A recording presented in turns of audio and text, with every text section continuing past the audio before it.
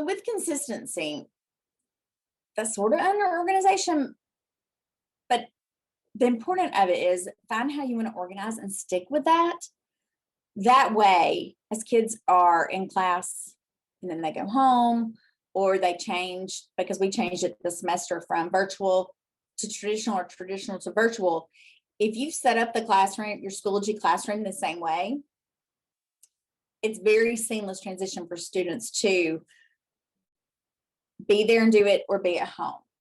Children are most of the times more tech savvy than we are. They will click, click, click. We spend a little more time worried about messing things up. So for what my little teachers do, the first week or two, when we come back, not only are we teaching those classroom routines, walking to the restroom, going, getting our lunches, all of those routines that you teach at the beginning of the year with your littles, they added Schoology into that. Now it just might be scanning their QR code in, coming up to the teacher because the teacher's holding them and scanning it in. And then the next week, it might be learning how to find the course.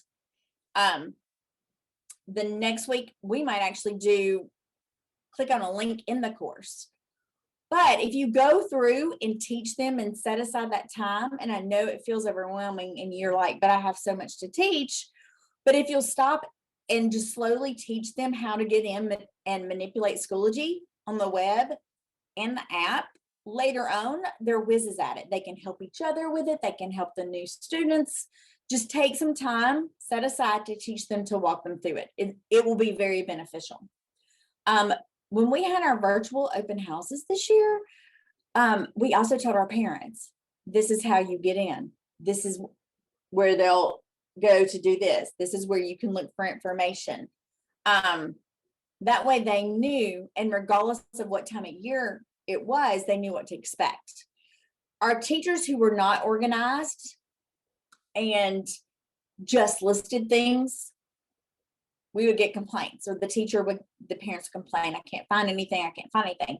The other problem we ran into is teachers who, you might be in a Facebook group and you see a really cool idea about Schoology classroom, and all of a sudden you change everything up.